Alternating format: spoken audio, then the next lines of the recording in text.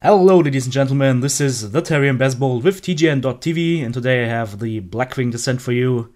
Good old Nefarian 10-player heroic mode. Oh yeah, finally we're there, and it's time to end that bony black menace with his Shadow Flame antics.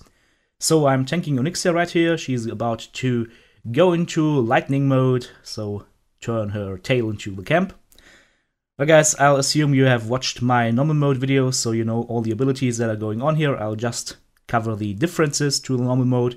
Number one, well, we're tanking the ads with the Onyxia tank right here. That has proven to be the least problematic way of dealing with these ads, so I have my Vigilance on my Paladin healer.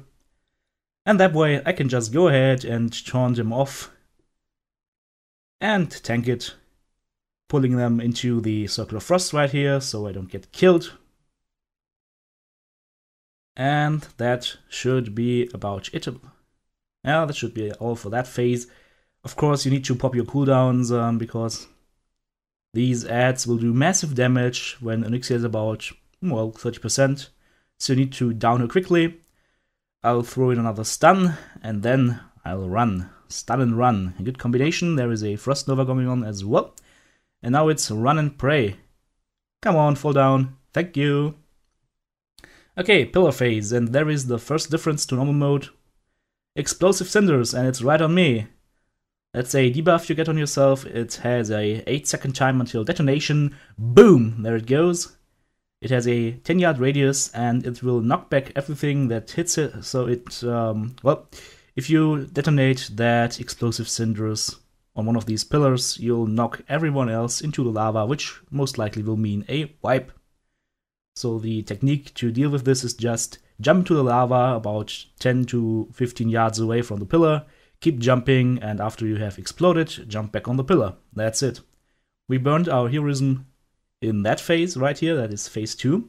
Why, you might ask? Well, there is only one reason.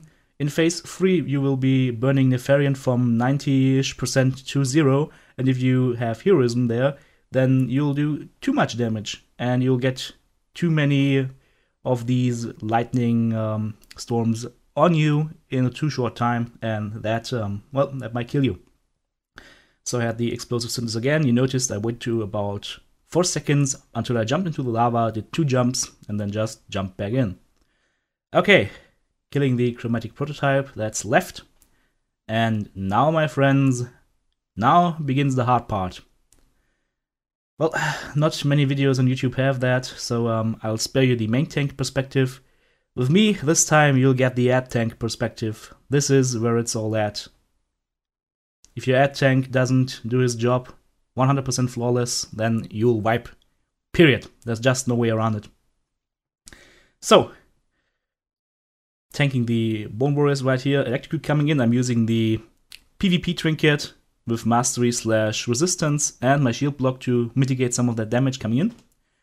And you have to take care, guys. The Electrocute in hard mode will deal massive damage, and it can one-shot players. So for example, if you have a shaman with you with a resistance totem standing there, and you've just been mind-controlled by Nefarian, well, guess what?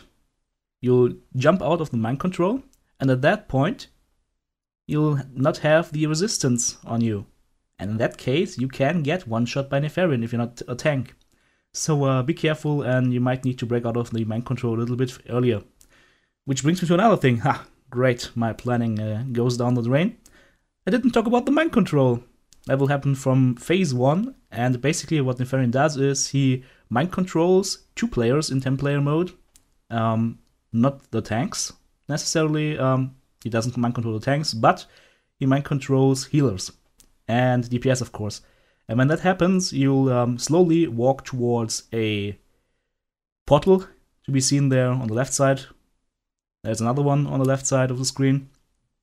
And if you walk into that portal, you're dead. And you have 2 keys, number 1 and number 2. With number 1, you can break out of the mind control. And with number 2, you can stack a buff onto you that will increase your damage and healing done. So what you do is basically you stack this damage buff on you as long as possible, and then you break out at the last possible second. And here's the deal: if you have a shaman with you or a hunter, you can place a slow totem or a frost trap, and that way you can actually increase the time you get to stack up your buffs, so you can stack them up to 150, which should be maximum. And then you break out and unleash hell on the boss. Okay, so now we got that covered. Did I forget anything else? Nope, that should be it. So now I'm just kiting these ads. You notice there is a timer for Shadow Blaze. That is on Deadly Boss mods, and as soon as it hits 2 seconds, I start moving. And if you do that correctly, the Shadow Blaze from Nefarian, that's a fireball the Nefarian shoots out, will not hit the ads. Another fireball coming in right now, landing behind the ads, and that way they'll not get refreshed by the Shadow Flame, and they'll always die with about 12 to 15 stacks. So the ads should crumble there in a few seconds. Bam! And guess what? New Shadow Blades coming in. Oh yeah! Lord Vader, or sorry, more likely, my minions, rise! Yeah, well, there they are, hitting me again. So I'll just keep on kiting and using my cooldowns. So basically, I'll use Shield Wall for one phase. I'll use my Trinket plus Shield Block for another Electrocute. And this Electrocute, what do I end up using? Well, nothing it seems, because I didn't have anything ready. Okay. And you have to chain these cooldowns, of course. As I said, guys, the hardest part in this phase is the ad tank plus the ad tank healer. These guys really have to be on their toes, otherwise you'll just wipe. The camp has to stay at maximum health, always. And, well, there's not the Electrocute coming in. Using Shield Wall right here and praying. Okay. Ads going down again, that will give your healer a little time to spend on regenerating mana and to top your tanks. And then we'll just go ahead and kite and kill.